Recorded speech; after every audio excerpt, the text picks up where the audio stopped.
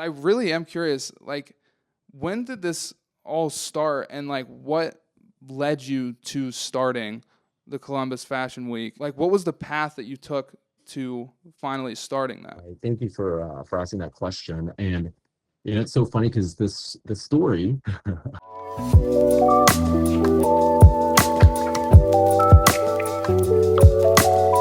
Welcome to the Scheuneman Show. This is episode 109. I've noticed that every time lately we started the episode, we start out laughing for reasons that the viewers do not know. Yeah. The last episode, we just randomly you were laughing, and then you name dropped like an actor from Grandma's Boy. Alan Covert. Alan Covert. Boom. Yeah, bro. Fucking. Alan Covert. He was the star of Grandma's Boy. We're talking about Grandma's Boy. Yeah. And I think that it's a thing that we should just continue to do to confuse the audience and make them think. You guys can think up how we like began laughing and how we were talking about Grandma's Boy and why. But we've got a very special episode for you guys today. As you see, we have the cans on, the headphones. We're going to be doing an over-the-phone interview with the founder of Columbus Fashion Week and Columbus Fashion Council, and that is Thomas McClure, as any of you guys who are in the know would know. I'm super excited about this. I wish we could have him in person, but Yeah. he's in Florida now, doing new things, I'm sure. So I guess we're about to get into that, and we can give him a call. God, I can't believe they switched headphones right before we started the episode, and it's triggering me because I have ADHD and I don't like change. But all right, let's give him a call. Thomas McClure, founder of the Columbus Fashion Council, really cool guy, and we're about to talk to him. Hello? Hello, can you hear me? Yeah, we can hear you. Can you hear us? Hello. Yeah, speaker. Okay. Yeah, so we listened back to it. It was we could hear you fine. We just wanted to make sure that the sound quality was as good as it could be.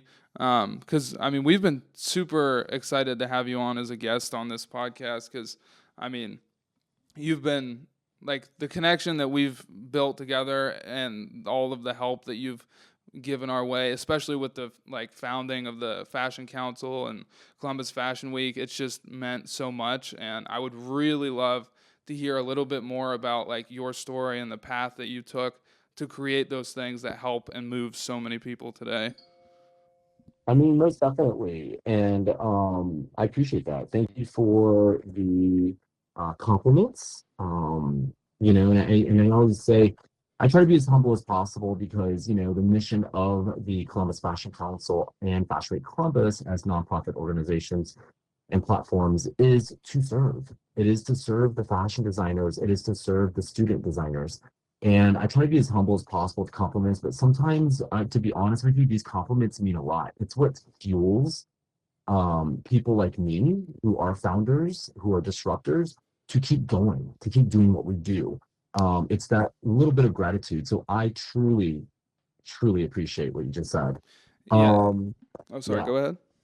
No, I was going to say, and your brand is fairly still a young brand, and watching you guys, take this from startup or from just a vision to a startup stage to now like an established brand with an ethical ethos, I think is completely incredible.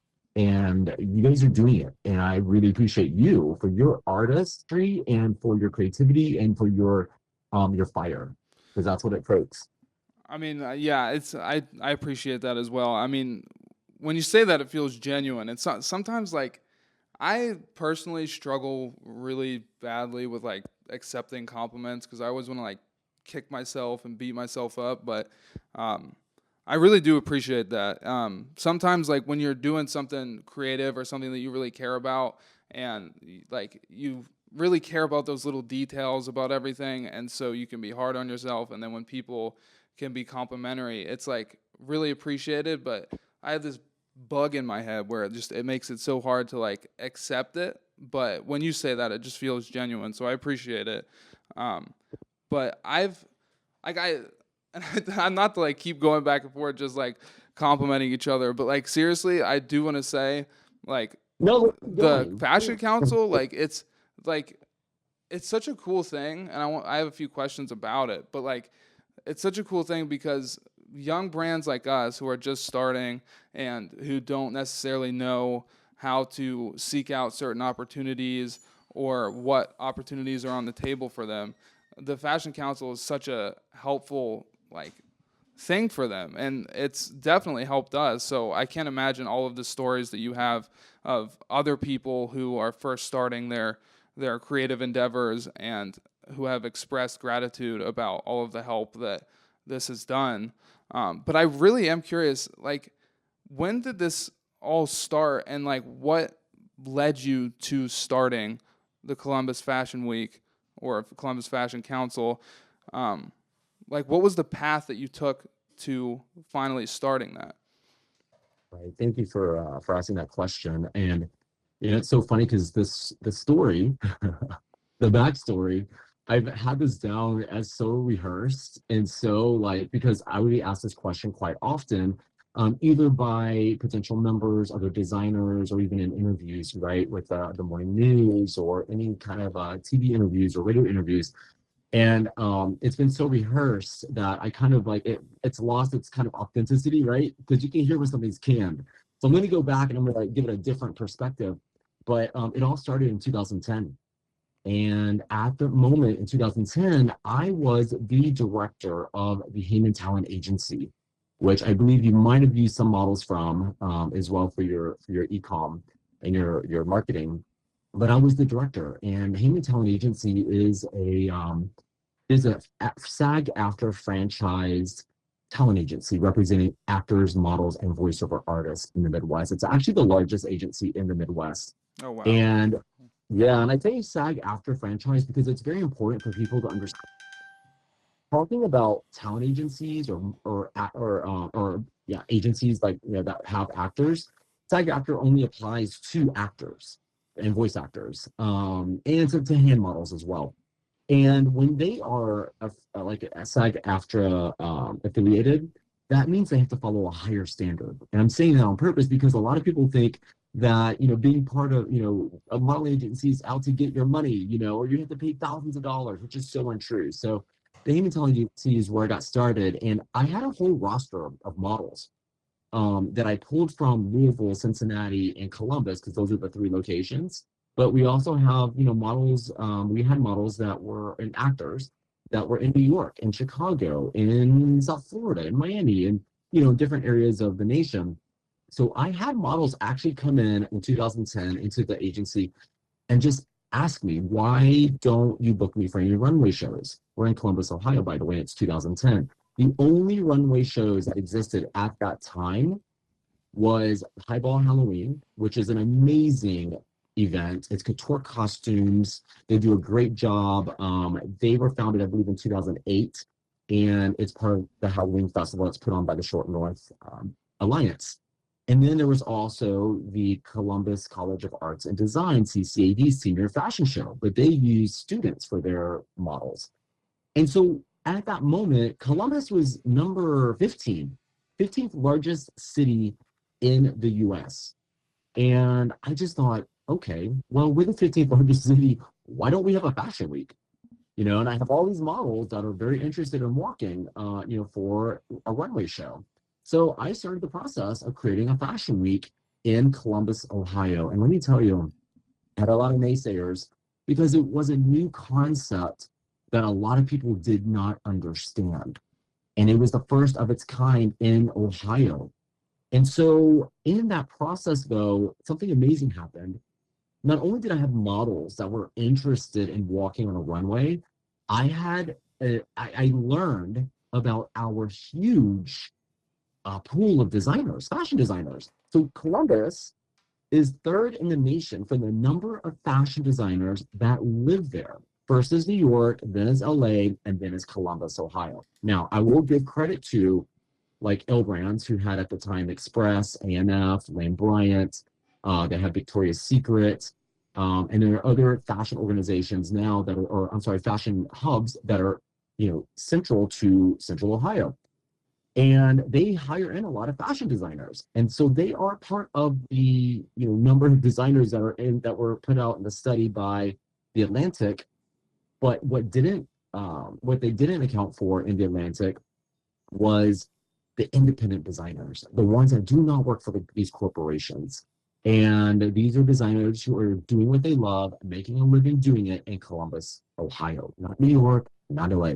So during this process of being the founder of Fashion Week Columbus, understanding our talent pool, and now realizing that what we were doing at the time, which we look back now, we were creating an amazing fashion ecosystem. So not only do we have the designers, not only do we have the models, we have the makeup artists, we have the videographers, we have the hairstylists, we have the wardrobe stylists, we have the videographers and photographers. We have now crews of like producers and whatnot. We built this amazing fashion ecosystem. So when someone like you, who was a new brand that popped up, was it like 2-3 years ago? Right? Yeah, about. It seems like it's been longer, but yeah, it's only been about 2.5 years. 2.5 years. So when you came to the table, this ecosystem already existed.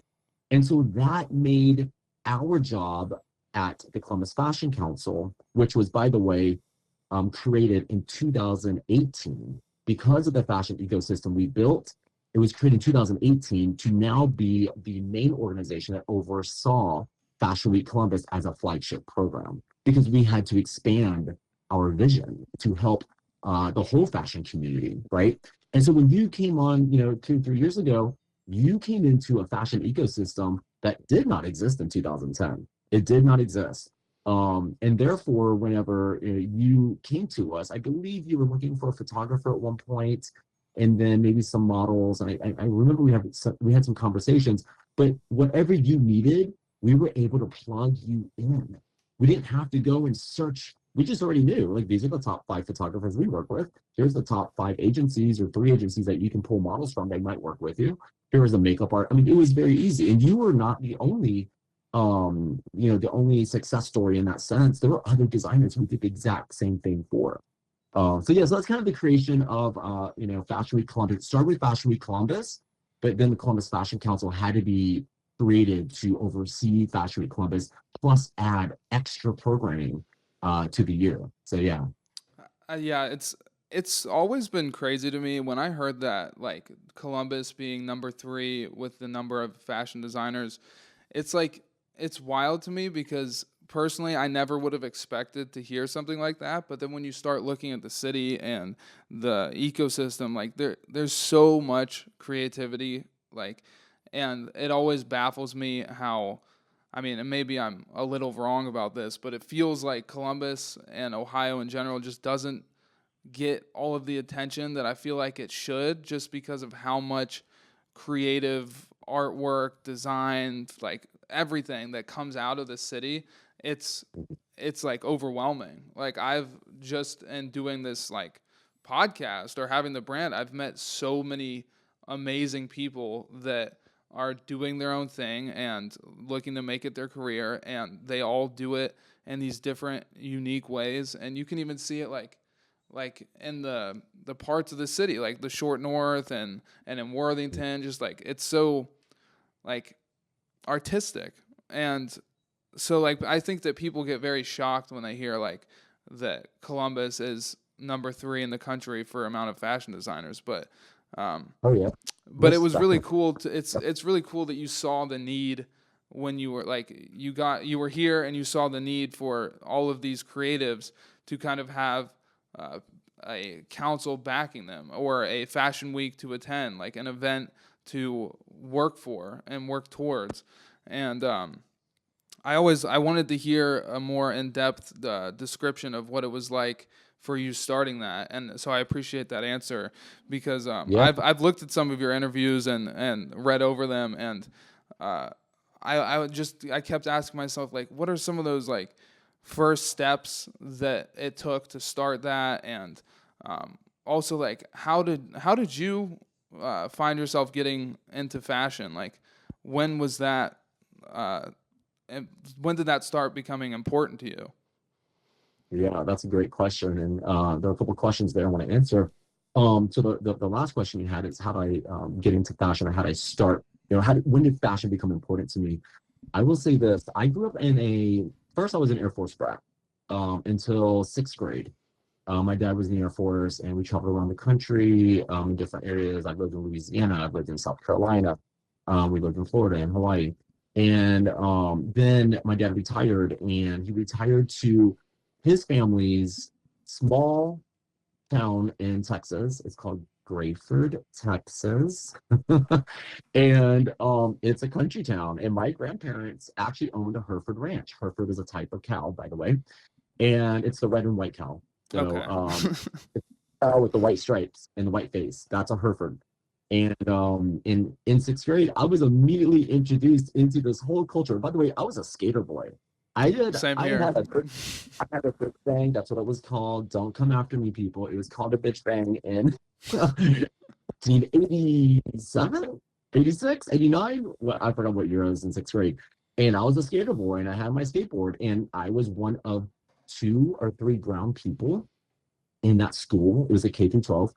And so much so that I was something new to these people that they thought I was Mexican. I am half Thai, I'm half white.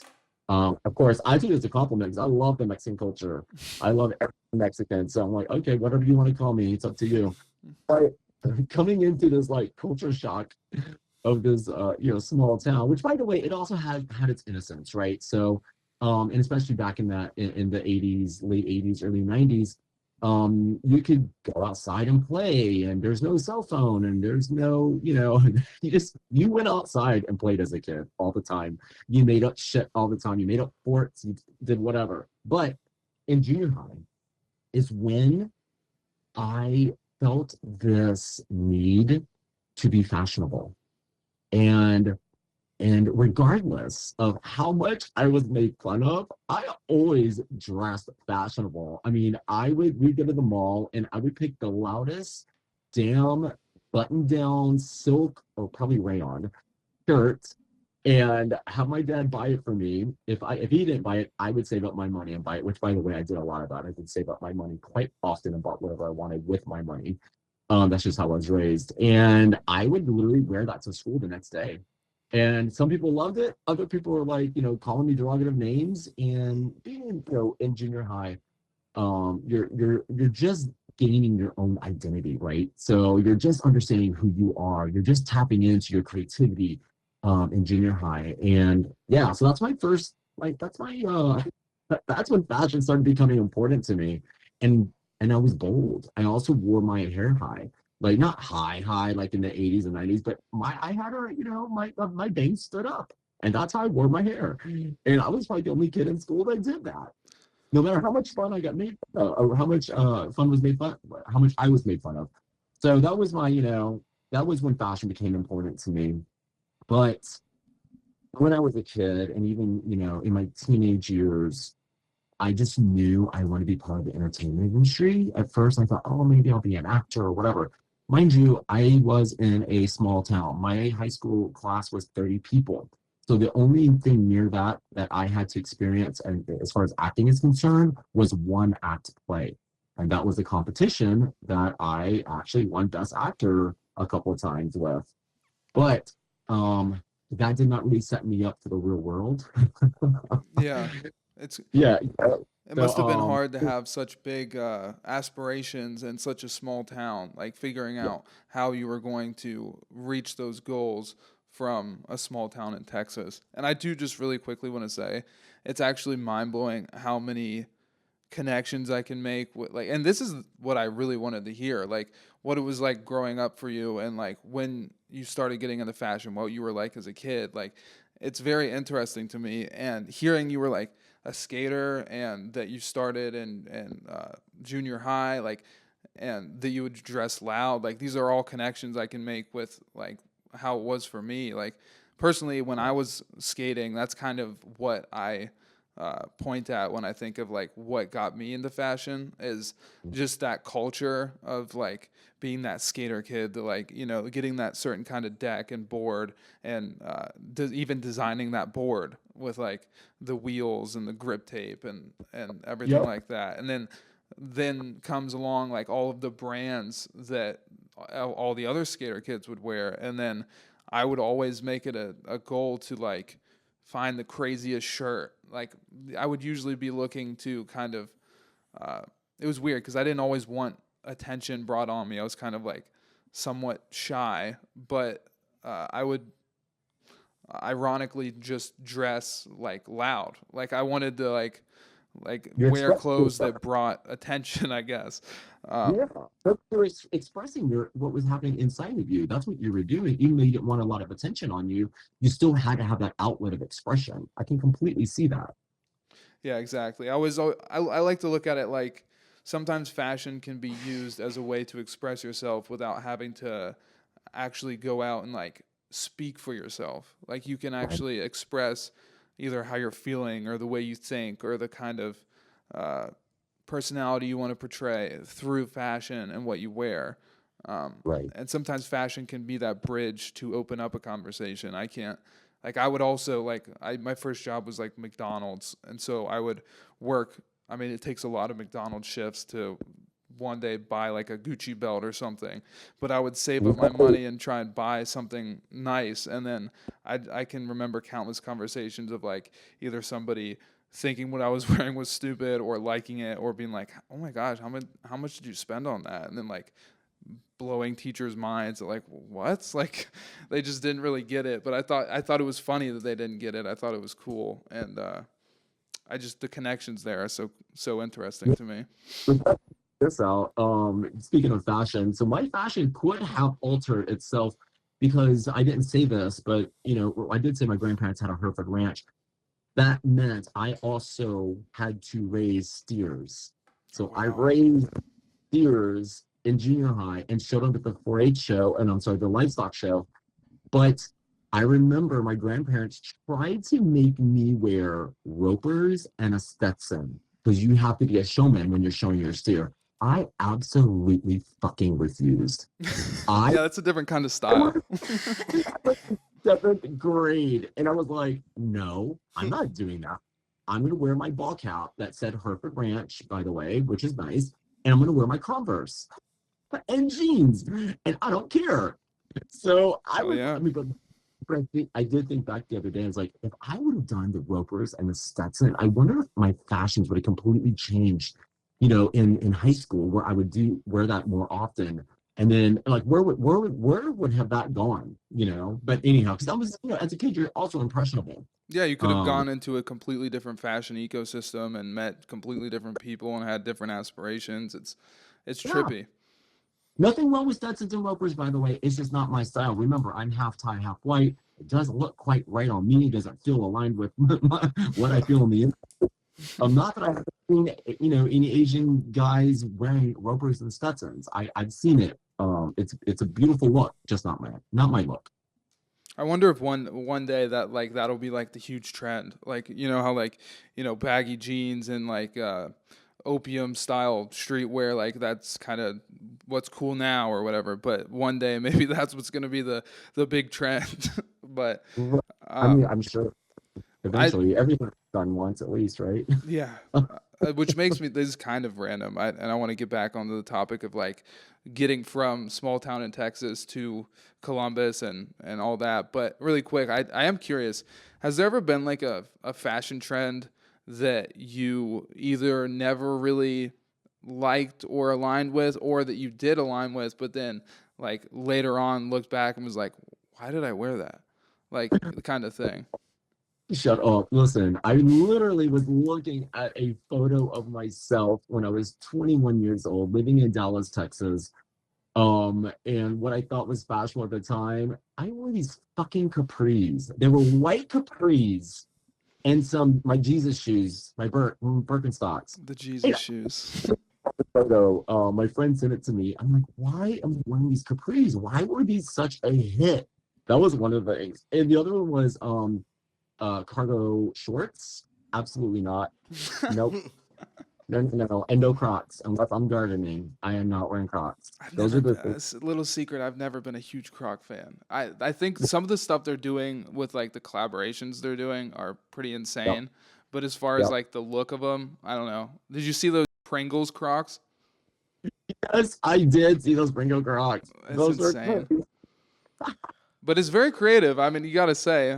And another thing I want to say, it sounds like, I mean, like it or not, like it sounds like, and this is a kind of a nod to another thing I want to talk about in a second, but it sounds like you've always been fucking authentic, if you catch my Yeah. drift.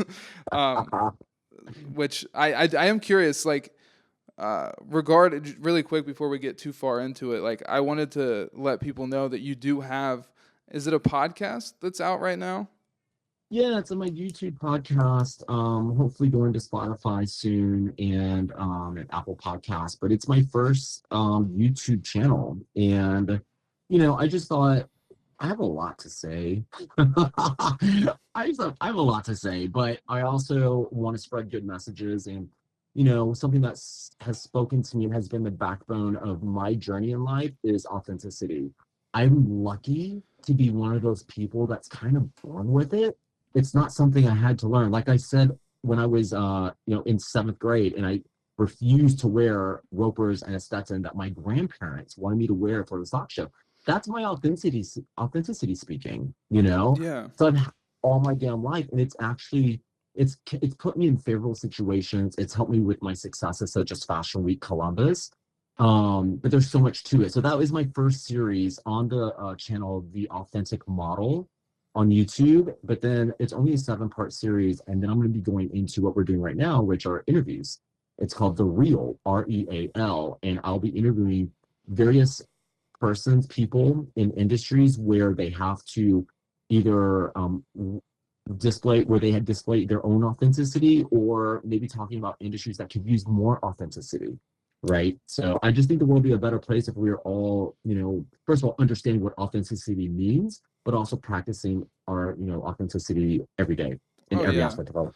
I think it's really cool what you're, and I had no idea it was a 7-part series. I've been watching a few of them here and there, and I think it's really beneficial for people because like, when I was watching them the other day, I had this question in my mind. I was going to ask you if you had any like morning or nighttime routines that you felt helped you throughout the week or day. But I started actually learning the answer to that question while listening. And Yeah. I don't want to speak for you, but like that morning routine that you have, or do you want to tell people what your morning routine is? Yeah. Yeah. I mean, literally. Um, so basically, when I get up, now, by the way, we all have a bad habit of grabbing our phones I when we do it all the first. time. It's bad. Literally, I do it as well, and I catch myself even this morning, right? But when you catch yourself, that's the good thing, because then what I do is, sure, I have my phone in my hand, but guess what I'm going to do? I'm not going to check my social media. I'm going straight to YouTube, and I'm going to watch or listen to one of my favorite YouTube gurus or someone that I'm interested in listening to, right? So that could be an Eckhart Tolle, it could be a Dr. Joe Dispenza, it could be a Mel Robbins. There's so many that if you want to level up, if you want to improve your life, these are the types of podcasts I listen to. And I also listen to it at 1.25 speed or 1.5 speed, depending on who it is. Okay. Also, Eddie Pinero is a great one. He's a great speaker, very motivational. And so I listen to them first thing in the morning when I'm doing my routines, right? So at least first 20 minutes, of course, brush your teeth, get ready for the day, whatever. But I will actually take my earbuds, go outside, listen to the podcast, barefoot in the grass, soaking in the morning sun, by the way, which you should only soak in the sun before like 11 a.m.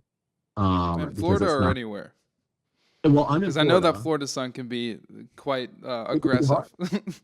Yeah, it is aggressive. But anywhere, because when your sun is high up in the sky, it's strong. That's the strongest. By noon, it's kind of up there. So soak in the sun on your face, on your body. If you can go shirtless, even better. I spend a good 5 minutes. Some people say do it for 10, but you're also barefoot in your grass. That is super important for you to have the earth connect to your body and let the earth's electrons run through you. And it also helps dispel your own, I'm getting really scientific here, but I'm not a scientist. But Well, I could you imagine also, how beneficial that could be, yeah, like for your morning and like the start of your day. And I was gonna say, like, what you're doing with this 7-part series and what you plan on doing with the reel is what you're giving people another option of something to listen to in their morning like routine. Like you listen to somebody that inspires you and that can give you like beneficial advice and talk about life in a helpful way, and like that's what you're doing is like helping people learn about authenticity. And uh, another thing is like authenticity is like such an important thing in like all aspects of life, like relationships. Like not being authentic in a relationship, it can make or break it, you know. um, and so I think it's a really cool concept. And I was gonna say like it's you say that you were born with it, but has there ever been a time that you can think back on that it has been difficult for you in that specific scenario to feel like you can be authentic? I mean, absolutely. Because we have a lot of societal pressure, right? And even as a kid, a teenager, in early 20s, early 30s, we all have our insecurities. We all have our self-discovery still to do. And when we're placed in certain situations where we don't feel like we are being accepted for our authenticity, or we might be judged for being who we really are, our true selves, then we start putting up these fake facades, right? Or this front. And it's a mode of survival.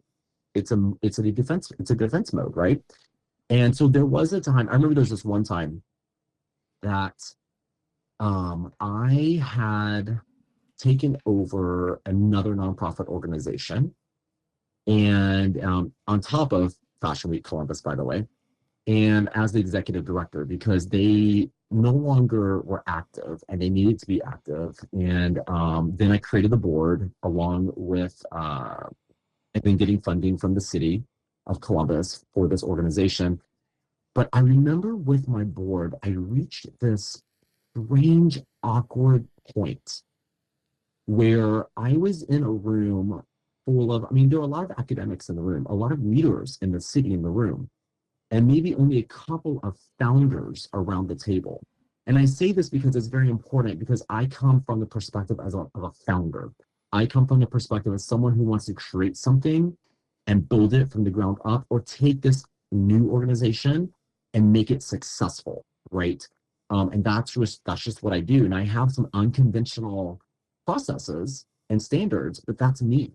That's the genius of me, what I do. And that's why I've been successful with what I've done. But I had like probably like 15 people on this board that did not understand my process, and were asking for certain things that I literally either didn't align with, or had to do further research, into, okay, how do I do XYZ?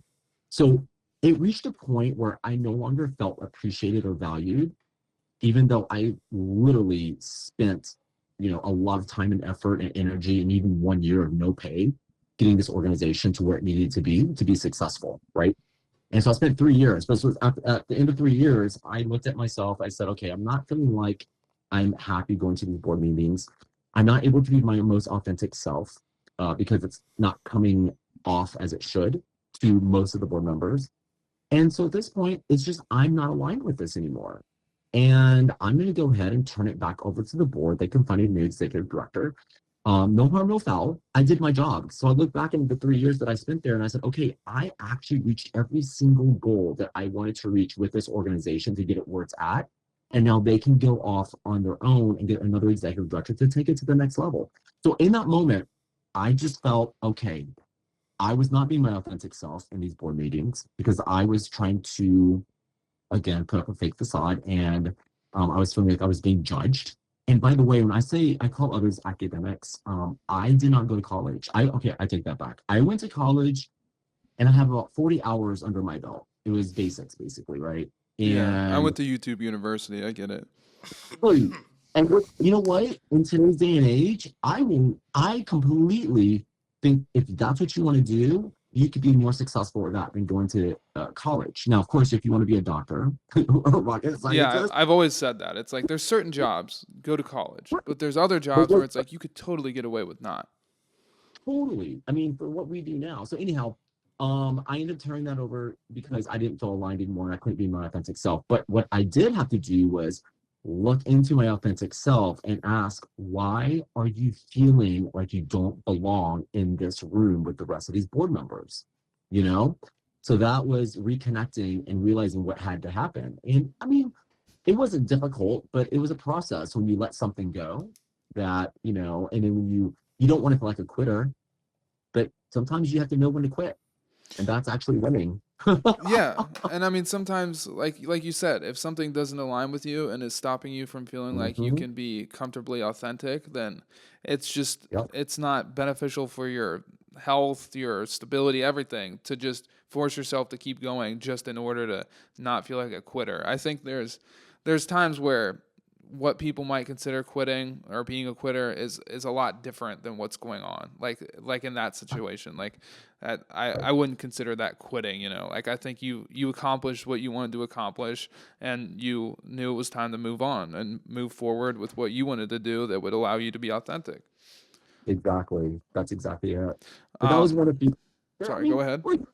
we're totally human. So, there are lots of times, even someone like me who, I felt like I was born with this self-independence, or independence, and this authenticity that runs, through my veins. But there are times when I'm insecure. There are times I'm in situations I'm like, oh shit, what do I do? I mean, I'm a gay man and growing up in a small town of 500 people, not understanding these feelings that were coming to me. I mean, that wasn't authentic. Yeah. I'm not till I was 21 out of my parents' house. So, yeah.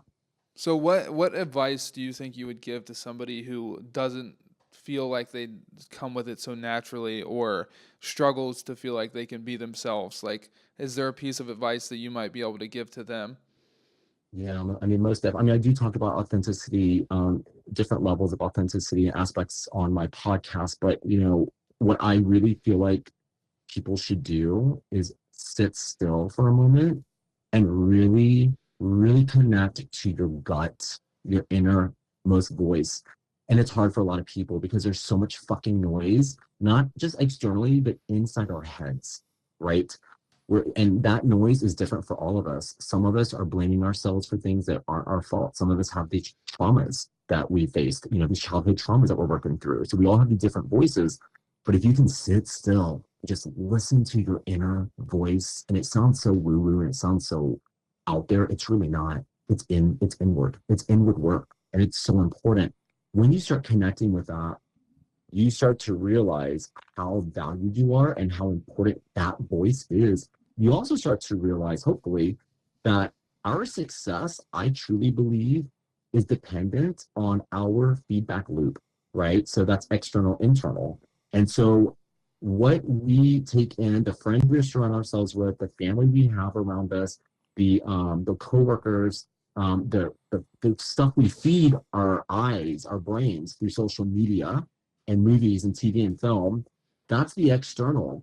That has to be positive. That has to be supportive. That has to put you in a good place with yourself. Then the internal, that's where the rest of that is, with the feedback loop. You got to you got to be nice to yourself. You got to stop blaming yourself for shit. You got to let things go from the past. You got to work these childhood traumas out, and learn to be in the present moment. When all that shit is connected together, that's your feedback loop. And you have to be in that feedback loop to be a successful person. I mean, and when I say successful, I don't mean money. I mean successful with how you define successful. Yeah. That could just, having an amazing life and adventures with no money.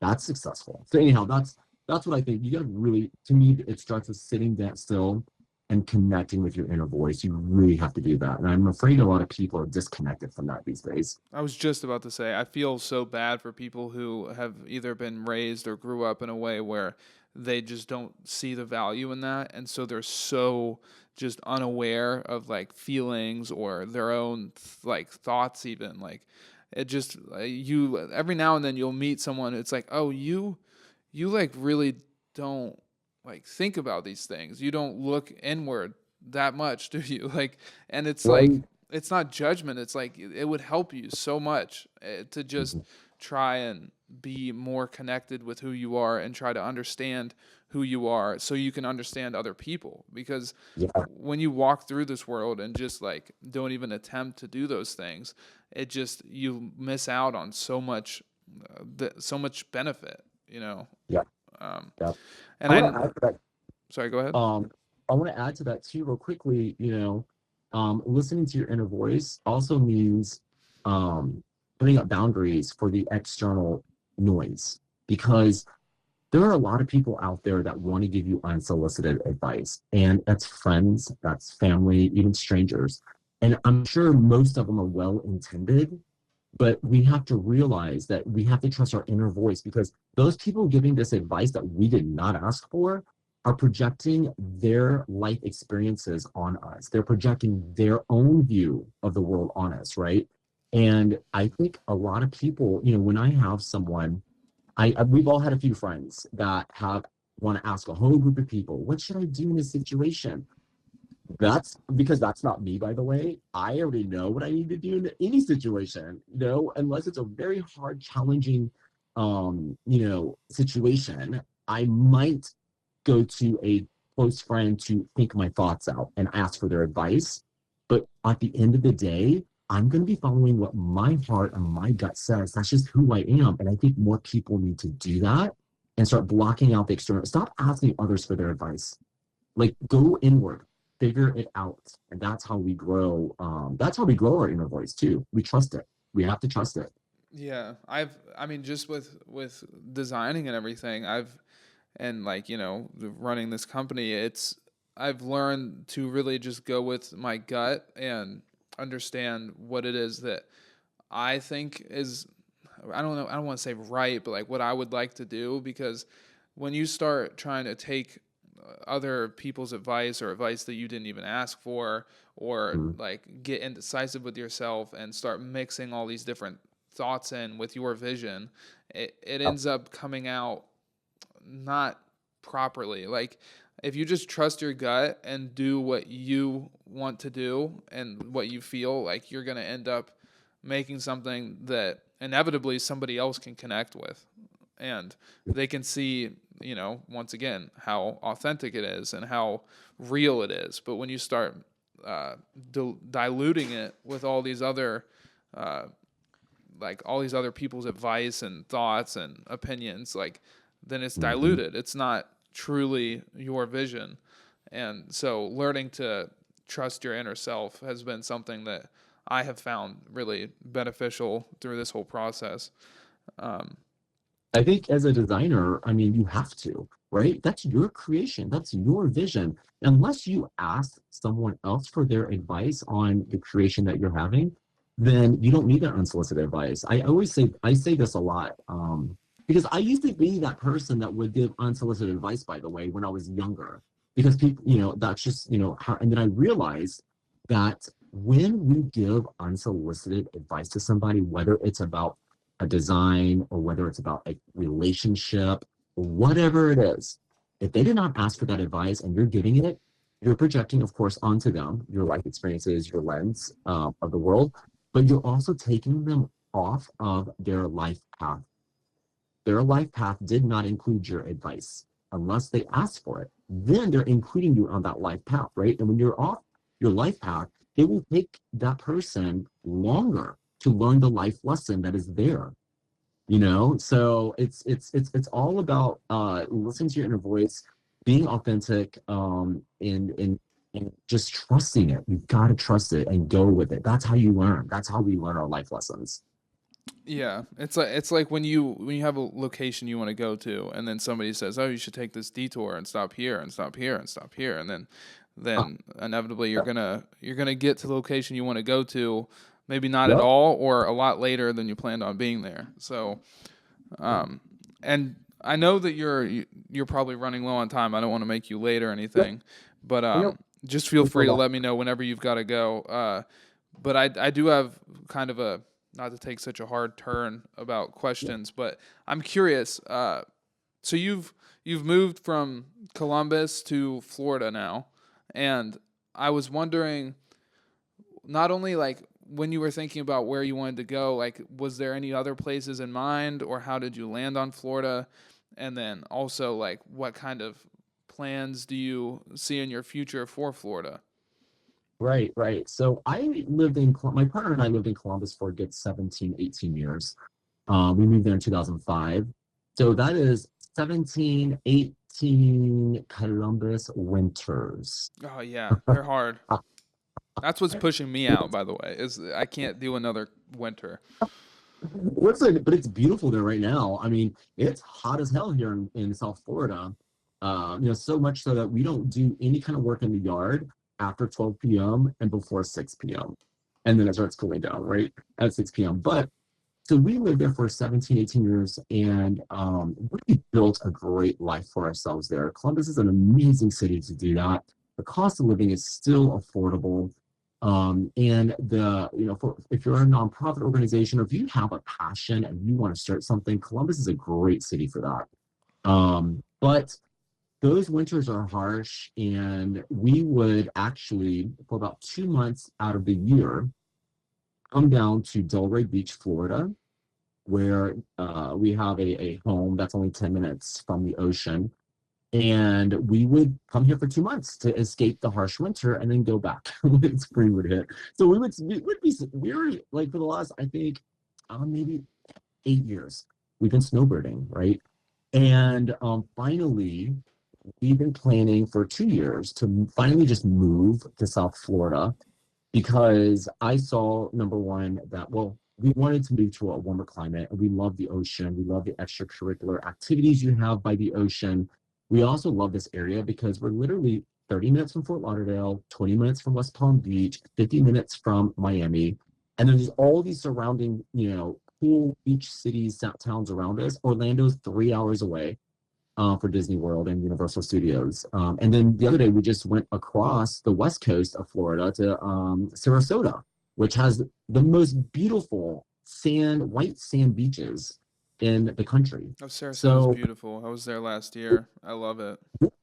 so it's hard to like experience all this and imagine that we stayed in Columbus for 17 years, but my work was not done there. So the Columbus Fashion Council and Fashion Week Columbus, it's a challenging thing to do, to grow and lead a nonprofit that's fashion based. Very challenging, but we did it. My team and myself and the board, we did it, and it's still growing, and it has been set up for success. But that success took 2 years of planning before the transition to a new executive director, because again, Columbus Fashion Council is 15 years old this year. Yeah, 15 years old.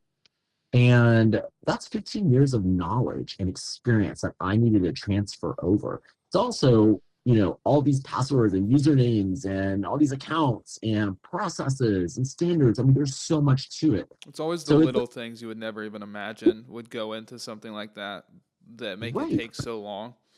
Exactly, and it did, right? But it was very smoothly done. The transition was great.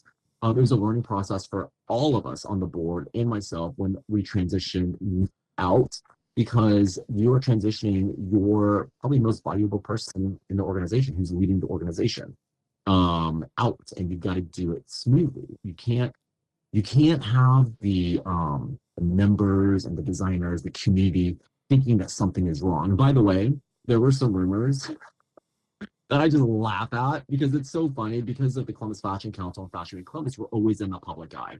I especially am in the public eye because I represent them. I'm the face of the organization. But because you're in the public eye and because it's fashion, so many rumors started like just spreading like wildfire. And I just have to laugh. I just laugh at it. One rumor was this. It was that I'm quitting because I want to see the organization fail without me. I just thought, Oh, that's a really nice rumor to start. Yeah, what the hell? making new friends. I founded this organization. Why would I ever say that or want that? It's the wildest thing. It's like It your is the wildest. child, like it's like saying like you're moving away because you want to see your creative child die. It's like that's insane. It's insane. And not just that, it's I also know how big of an impact the organization makes.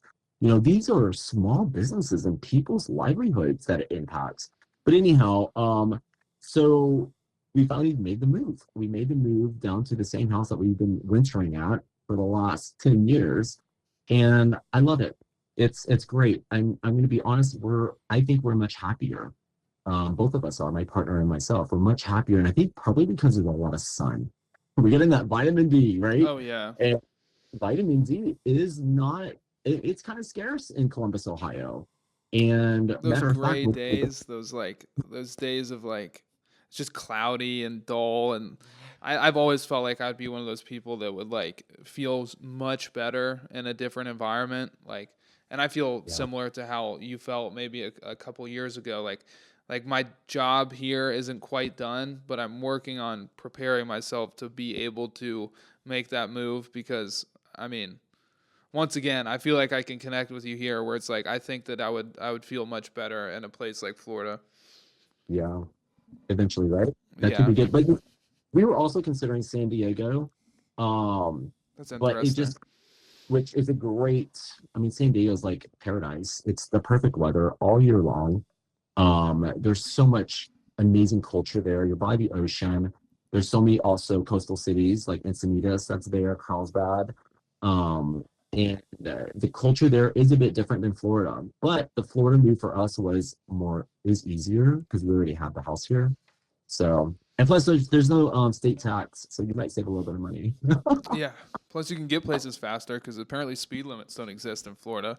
Listen, that is the truth, and I am guilty for going 95 in the express lane. I mean, everybody does. That's what like everybody gets shocked when they go there, but like it's so strange. Like speed limits are non-existent. Like it'll go 65 in Florida means 80, 90. Like it's Yeah, and I was too. I get a little nervous because I am a bit of a cruiser. Like I like to go fast occasionally, but I'm one of those people that kind of likes to cruise around.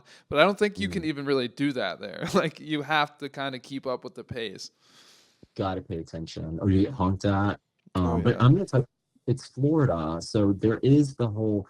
It's one end of the spectrum and to the other. So there are those that are going 50 miles per hour on the highway in the left lane, literally all the time. Matter of fact, it got so bad that Florida passed a law that I think it takes effect now or next, or I don't know when it takes effect, but you cannot go below the speed limit by I think 10 miles per hour on the highway. It's like Oh against wow. the law.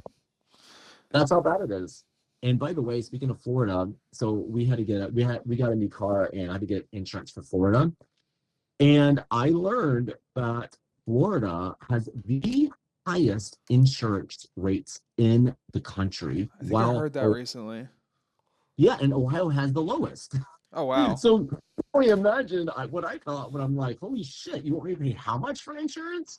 Yeah. It's probably because they know about that speed limit stuff. They're Right. like, people are speeding on the highway. We're gonna charge you like crazy. But Someone's gonna hit somebody. Odds are. yeah, um, Yeah, and plus, there is a theory that someone told me that's from here that they say a lot of New Yorkers move to Florida, and New Yorkers don't usually drive. They have really good transit systems, That's true. and they come here with their license and they don't know how to drive. So Yeah. I was like, all right, we'll go with that. so and if you want to keep it under wraps or you're still figuring out, totally cool. But I am curious because we're talking about rumors, and I'm also glad that you got to shoot those stupid things down on here. But uh, I've heard that like you have plans that are somewhat similar to what you've done here in Columbus for Florida, and I was curious if you um, what kind of plans those might be, if you're okay with discussing them at all. And most definitely, there are actually quite a few. Well, besides the podcast and my merch line that I'm releasing very soon, I'll also Ah, yeah. Also, there is. Wait, when does this podcast go live? I have to make sure I'm So finding- it would go live this Monday.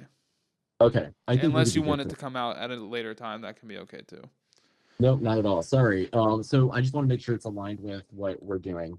So a couple things. I have partnered with Laura Von Holly, who is the operations director of Heyman Talent Agency.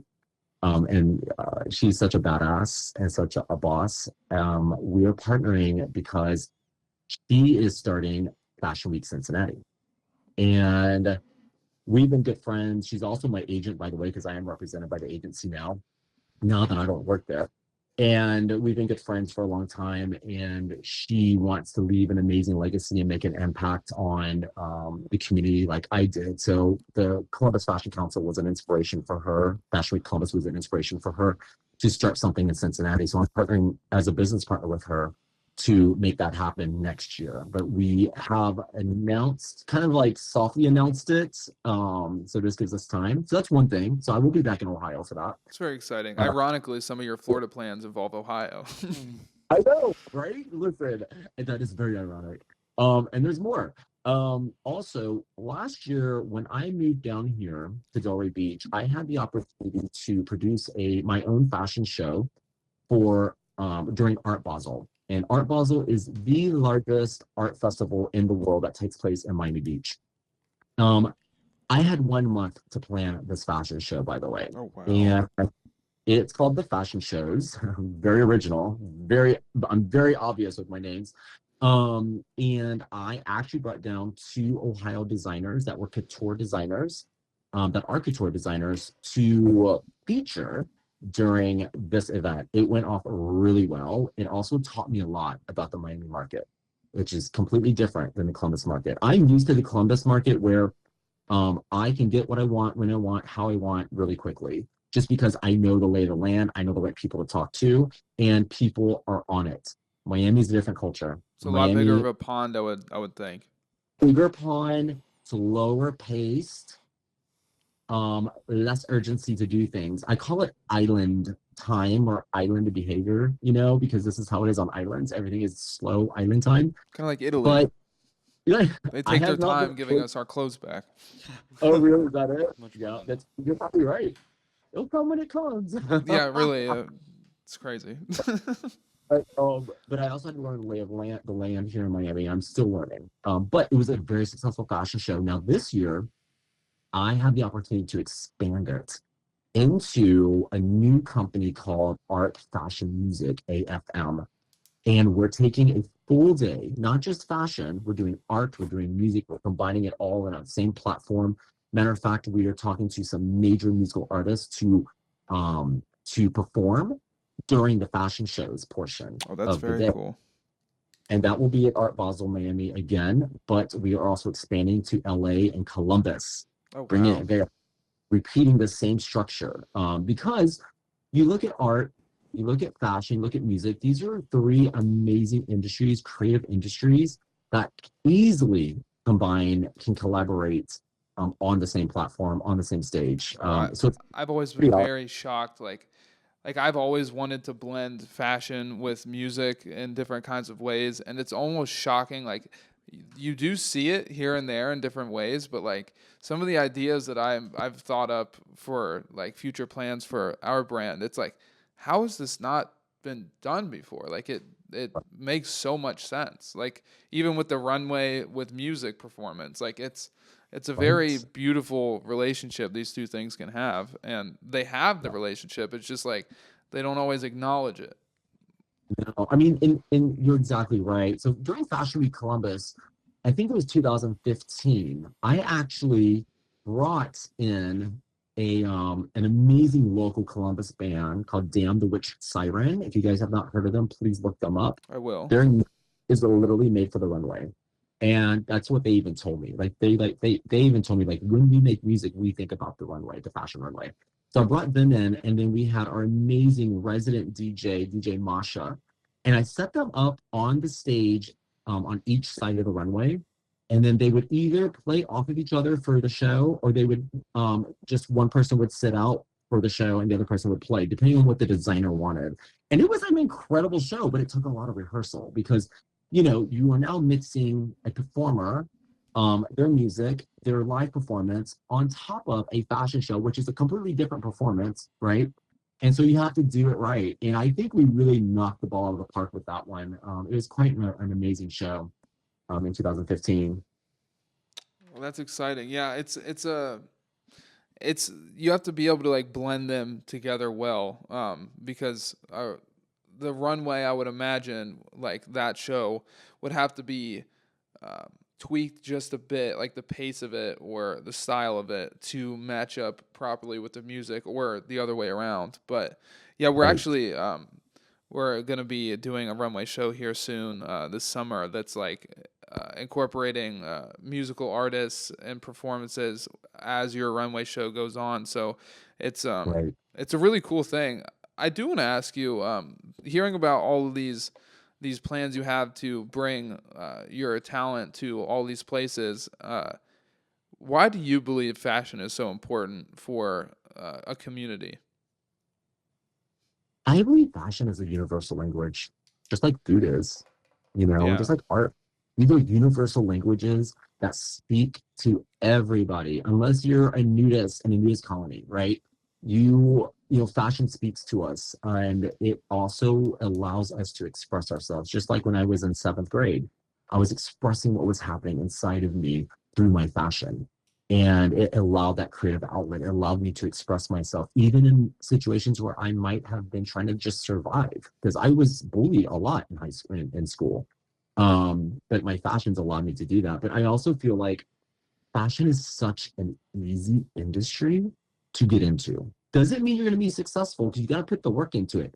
But there is an easy pathway into the fashion industry. Would you agree with me on that? I would, but at the same time, like I'm tempted to say, like, thanks to the kind of stuff that you're doing, like it has become much easier and more accessible due to your good work at giving opportunities to others, and people doing similar things. Like if it weren't for your work and other people's work that somewhat aligns, like I don't know if it would be super easy, because people like to gatekeep and people like to Sure. kind of I mean, it's a very competitive industry. So which kind of it does match up with another question I did have. Like, if you Sure. wanted to change, or if you could change one thing about the fashion industry, do you know what that might be?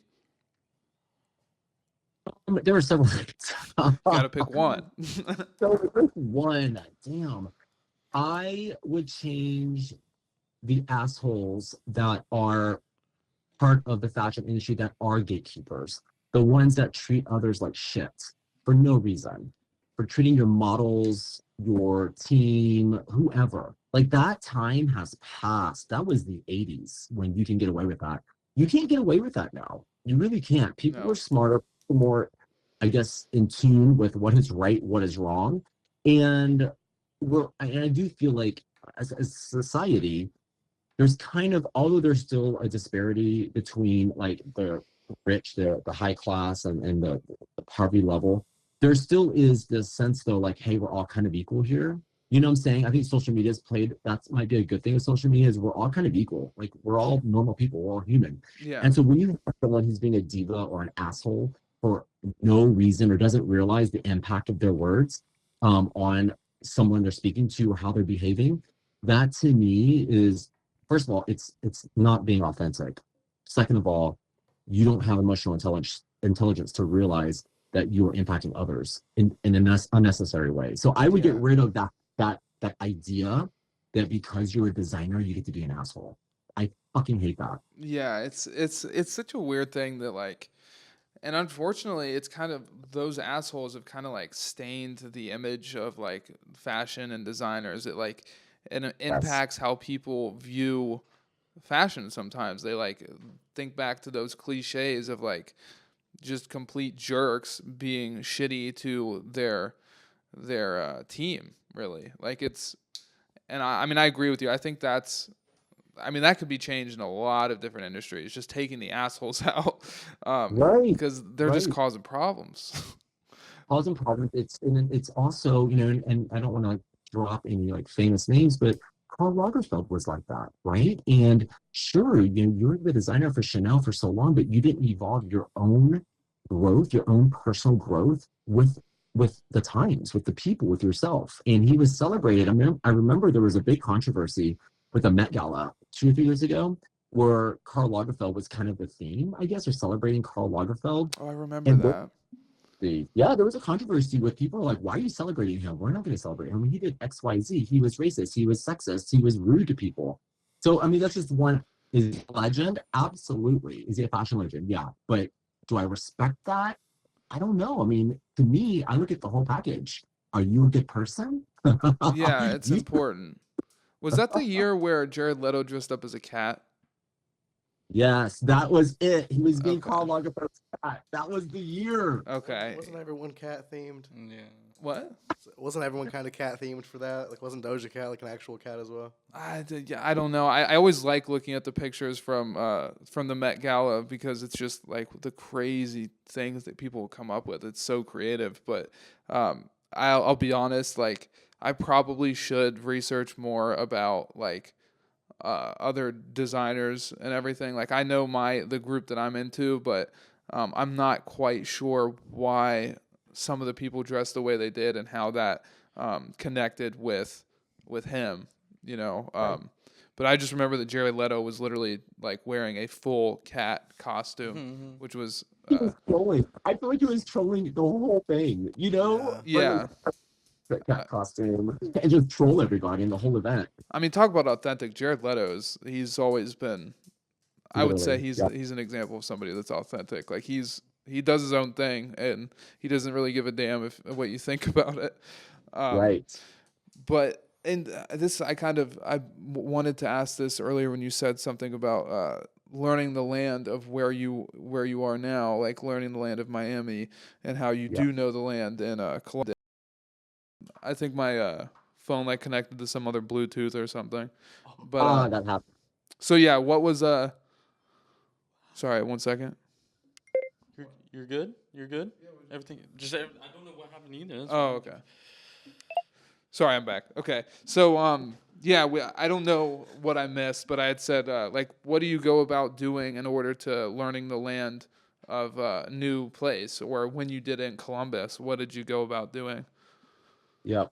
So learning the lay of the land in Columbus, coming from Dallas, Texas, I had to really just kind of watch the city's culture and understand what that culture is, right? So Columbus's culture, and it still is that way, is local supports local. That's a huge push, right? Lots of nonprofits, lots of local small businesses, and understanding that. But I learned the lay of the land even more by being part of and the director of the Heyman Talent Agency, because I worked with lots of different studios and different industry people to book talent. So it's not just someone calling me. I could be working with a producer or a casting director or a model or there's a designer who's wanting to create their e-com.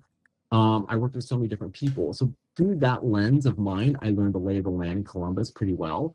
But then I also got into meetings with the city leaders and the mayor and the council, which was important because that's a whole different part of the city's culture.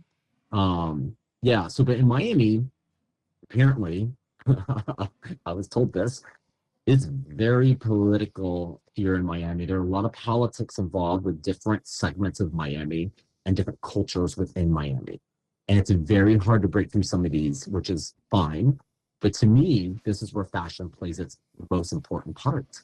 Fashion is a universal language, right? So it can speak to every single culture here in which, depending on, if they're getting paid or if they're volunteering, what is the priority of your project to them?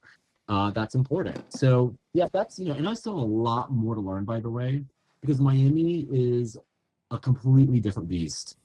And I'll also say this, not to diss Miami, but Miami has a lot of individuals who will try to scam you. They're Really? just scam here. Yeah. So you have to really, really understand, like, this is where you have to be connected to your inner voice, by the way. You gotta trust your gut on a lot of things, and even sometimes that isn't enough, and you have to learn lessons the hard way. So I've 1,000%. only been here for 6, 8 months now. Gotcha. Which is crazy too, because like with the new Apple update, you know, they have that whole payment thing coming out. They just canceled that in the first Oh. or it's been like a month of having, and they're not doing it anymore. Not gonna release that. Oh, well, good. No, I'm very pro not being able to scam people, making it harder for people to get scammed across the board. You'd mentioned music a couple times here, and I've been letting Julian spearhead this here. My name's Matt Damon, professional rapper, aspiring journalist. A big thing we're trying to do here at Scheuneman moving forward is combining music directly with the brand itself. We're producing an album with a lot of the guests we're having on here now. It's going to be fantastic. I can't wait for people to hear that. No, so definitely, I was relating pretty hardcore when you had mentioned combining music with various other art forms. Yep. Yep. That's super important. I think that's great. I can't wait to hear more about it. I can't wait to listen to the album. That's cool. Thank you very Yeah. much, man. It's been we've been just trying to make this rollout for this collection that we're the Stone collection that we've put out, different and kind of exciting. And so there's a couple of different projects that we have that we're working on to kind of do that. Like we have the album that he just mentioned, just trying to blend that, make that bridge between music and fashion. And it's a relationship that we want to have going forward with our brand. And we've just had so many cool people on the show that make great music, and we just one day had this idea, like, why don't we kind of try to design a different kind of art form to go along with the collection, like making content that shows off the fashion while also showing off this musical art form. And then we're actually working on this documentary of the process of designing the collection and the story behind it, because I think it's such an impactful story and something that people need to hear about, because we're looking to kind of, change some things. We want to move people with this story because it really means a lot to a lot of people involved. So we're just looking on ways to really make that rollout different. But yeah, so I was wondering if you had to. By the way, can you hear me all right? Yes, I can. Okay, sorry, it just sounded a little weird in my headphones. But if you had to give any advice to your younger self, what might that be? To my younger self. A hard one. If I think about, my life and the different adversities that I have overcome, that have shaped me, right? And I've always been a very, I don't want to say very positive person, but I have a positive outlook on things. Because I always feel like everything's going to work out. Even if you're in the most unfavorable situation, everything's going to work out. I'm saying that because I look back on my life and I'm like, what moment did I have where I needed to hear from my older self to say XYZ? So maybe, one bit of advice that my older self would have told my younger self, maybe in my 20s or 30s, is to fully go forward with my vision, no matter what. Which I did, by the way. But there were moments of, there are always moments, we're human, of moments of uncertainty, or moments like when I was in that boardroom, or that, with the board with the board meeting. Yeah. And so maybe that's what it is. Just go forward, just keep moving.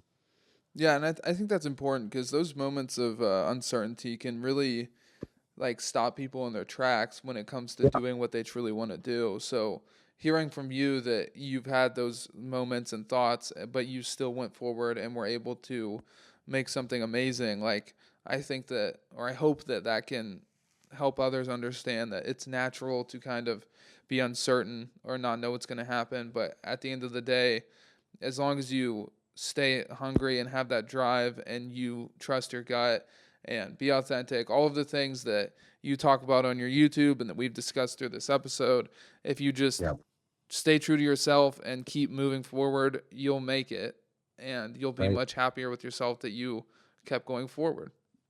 Right. I think all of it, trusting your inner voice, right?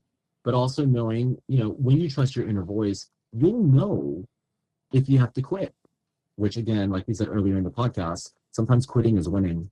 So, I'm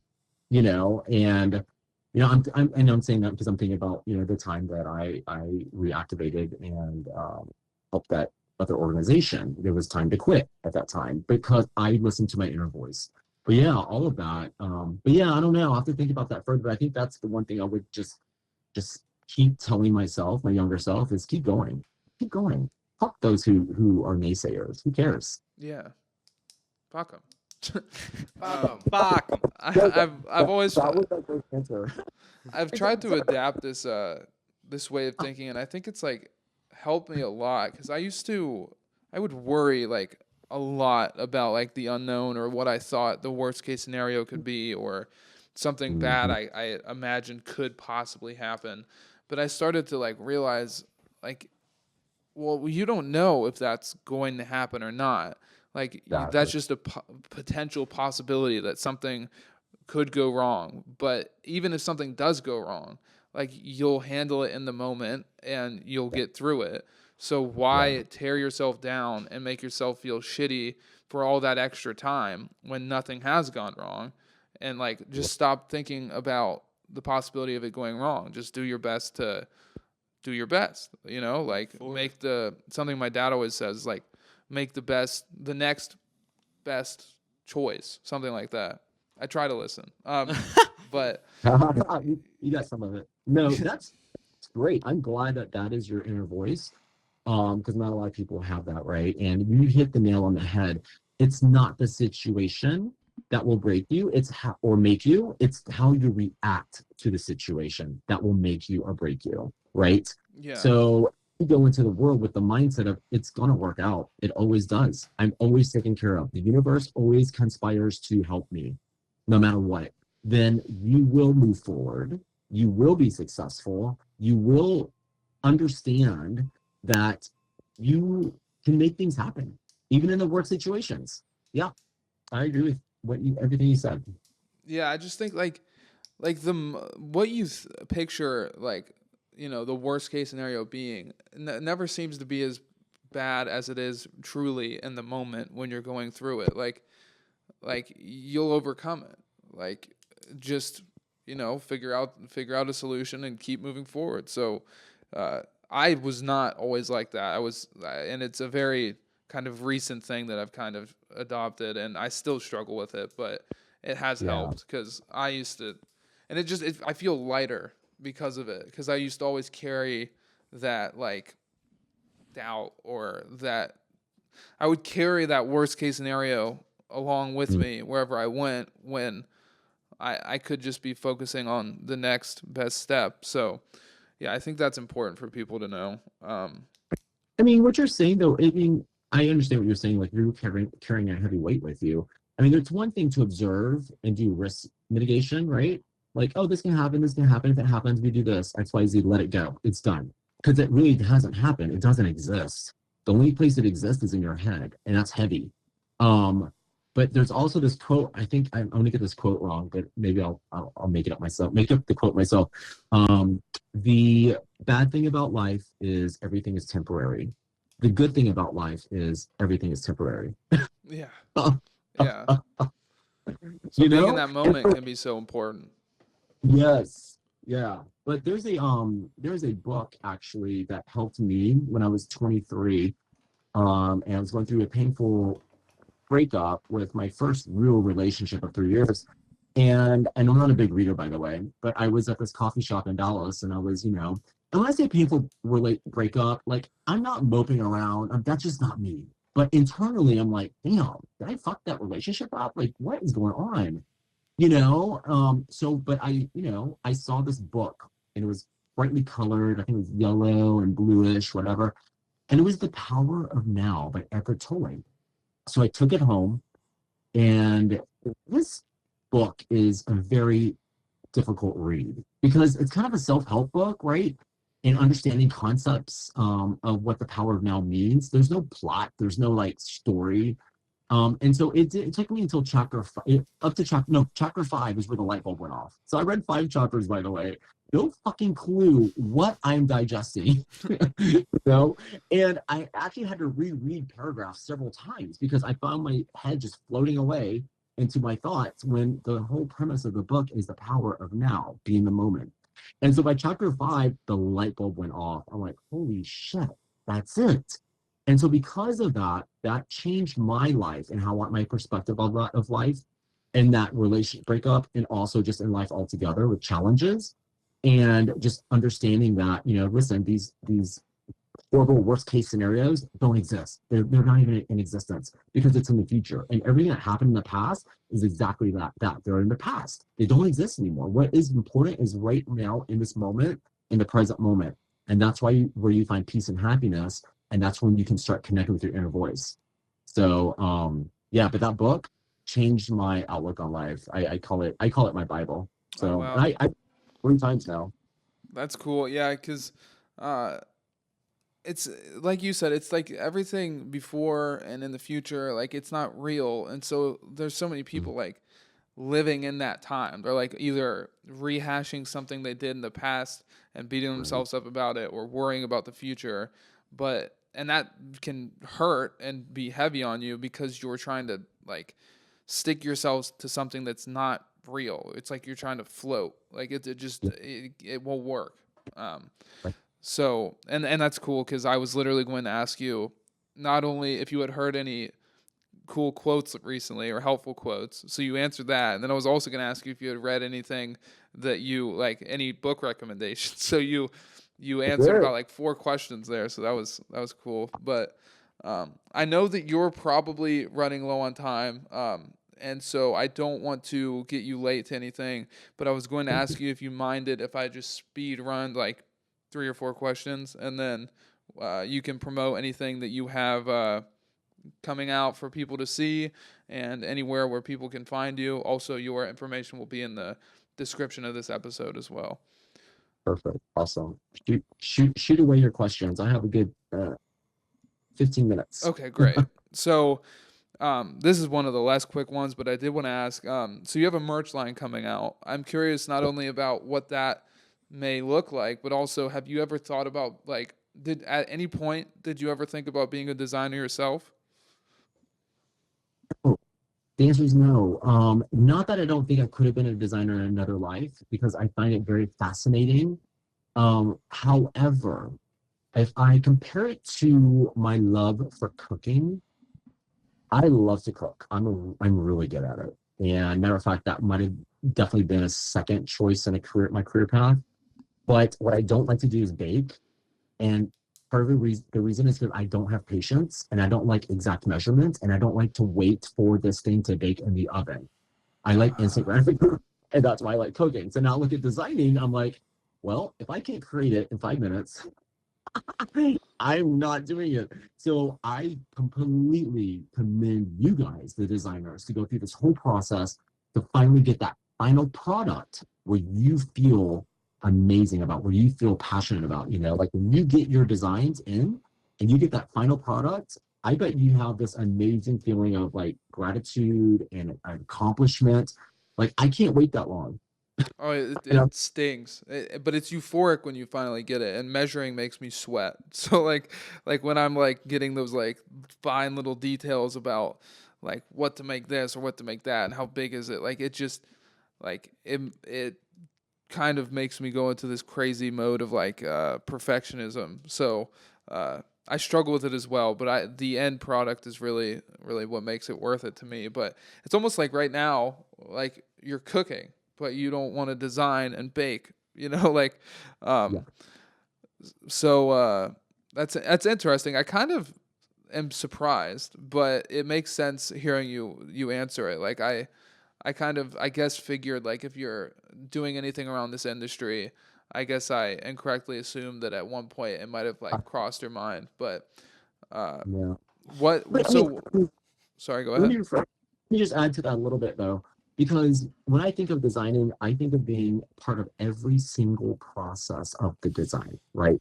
Now, I could be the head of designing my own brand from not from scratch to finish, but of a team Yeah.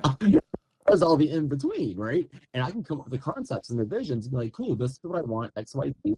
And this is how it should look, and even go as far as sketches or whatnot. Now, I could probably do something like that, right? That again takes advantage of my skills of leadership and managing people, and putting forth a vision. But being in the process, the whole process of it, absolutely not. I just don't have the patience. I'd probably, down the ends or something. I don't know. Yeah, no, I completely understand. Sometimes I'm like, it is crazy the amount of time that goes into getting getting everything finished, and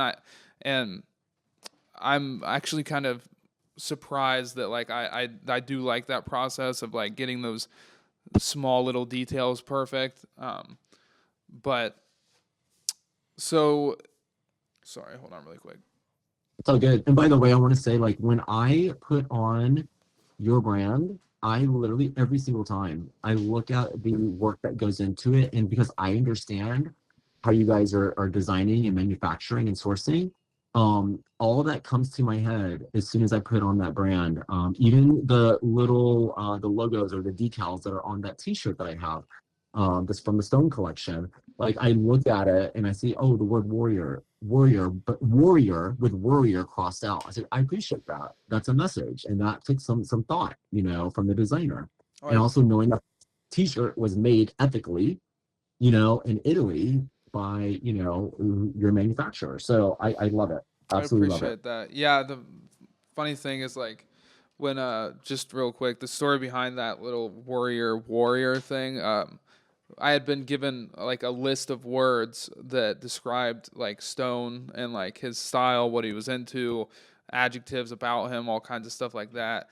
And one of the words was I think originally the word was worrier, but I read it as warrior. So like I made one and then looked back on it. I was like, oh, it actually says that. And I was like, oh wait, like let's do this where we cross out the worrier and then like put warrior underneath where it's like you almost battle those worries and overcome them. Oh, So I appreciate that's a that. really great story. No, that's amazing. Thank you for sharing that story. Um, and then more of the speed run little questions. And Yeah. I'm sorry, this is random, but have you ever seen The Bear? Yeah. The Bear, is that the restaurant movie? It's the show with what's his name? Jeremy Allen White, is that his name? Yeah, from Like a Shameless. chef movie. I'm sorry? The chef movie. Yeah, where he's a chef, executive chef. Yeah, so well it's a TV show. Yes. Okay. I'm sorry. Yeah, TV show, sorry. No, And you're it's- good. and But I bring it up because I really like that show because when I watch it, especially the second season, like it really like it inspires me and motivates me to like work on design, and you start to see like how even cooking is like it's not so far off from being creative with like designing clothes, like the way that they like put together dishes and design the restaurant and think of different recipes. Like it really like shows those like similarities from like trying to get inspired about a food to prepare versus trying to get inspired about a garment to design. Like I think that it's really cool that those things actually have all those similarities and you see those connections. So I was wondering if you had seen it because I thought you might like it. But I absolutely love The Bear, because my background before I even moved to Columbus, Ohio, was the restaurant industry, and I've worked every single role that I started as in the kitchen, and then became a sous chef, which is the chef's right hand person, and also I've managed the kitchen, then out in the front, the restaurant manager, waiting tables, but all of it. I've done every single role in the restaurant, and I love it because of the creativity. So cooking was my first creativity, my first creative outlet. oh wow, Uh, so you've always loved cooking. yeah, and I understand the restaurant industry too because it's a whole different culture. It's a completely different culture, and the bear it captures it very well. Yeah, I think that it's really cool how you'll hear about people who have worked in a kitchen. They're like, yeah, they kind of nail it, like the chaos and everything. But I work in the kitchen right now. They did a great job. Yeah. They killed that shit. And speaking of restaurant industry and everything, I had one of the quick questions I had for you was, if you could like put together almost like a perfect date night in Columbus, what kind of restaurant might you go to? Like, what's the place? What maybe your favorite bar, your favorite place to walk? Yeah. Like, what's a perfect date night for you in Columbus look like?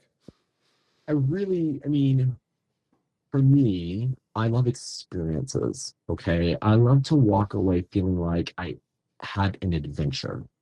And there are a few places in Columbus that I would, go to, such as, let's start out having drinks maybe at the rooftop at Mandrake, because I think Mandrake has one of the most beautiful rooftops. They do such a great job on that, with that restaurant. It feels high end. It feels like you're in LA I or have a even funny Miami. story about the Mandrake.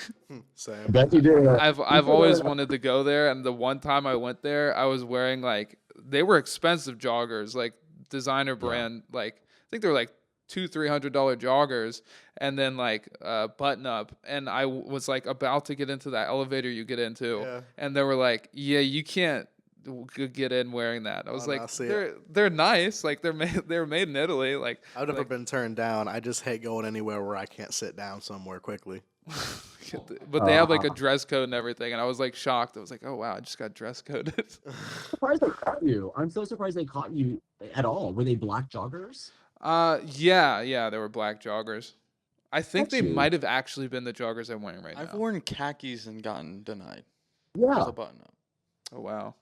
Yeah, Yeah. some clubs you can't get in wearing I'll joggers go like either. black turtleneck, gold chain, nice pants, I have a Easy. gold Oh, chain. and then it's fine. It's fine everywhere. It's good to go.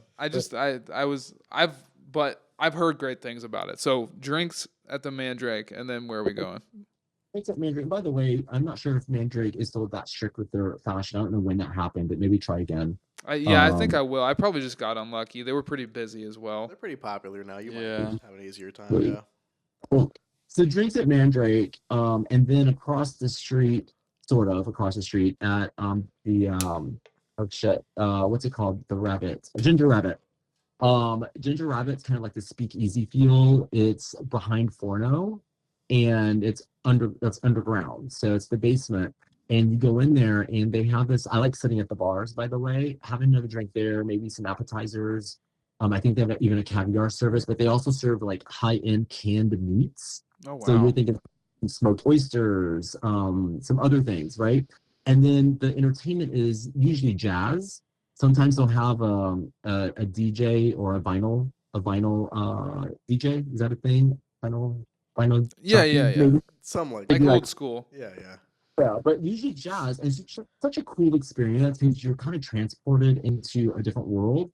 But then, I'm all about food. I'm such a foodie. So then there are a couple of places, but the last one I went to in Columbus was over in German Village Brewery District. And it is gosh, what is the name of it? It's Indian, high-end Indian, and it's a prefix menu. And the chef was on Master Chef or Top Chef. Oh wow. And I'm trying to remember his name. It's because I haven't been in Columbus for the last like 8 months.